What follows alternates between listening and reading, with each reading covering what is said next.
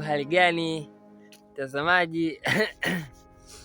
Bwana, unajua katika mambo magumu hapa duniani ni changamoto ambazo tunakutana nazo. Mambo matatu tu ambayo tunapambana kwenye maisha.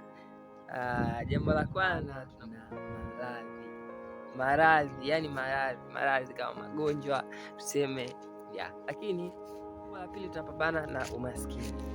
Kila mtu anatamani kuwa na uwezo fulani wa kiuchumi, wa kifedha. Jambo la tatu tunapambana na ujinga. Tunatamani kuwa na elimu mbalimbali na elimika, lakini pia tuwe na uwezo wa kufikiria na kuchanganua mambo fulani. Kitu kikubwa na cha ajabu zaidi, tupo katika classes level mbalimbali,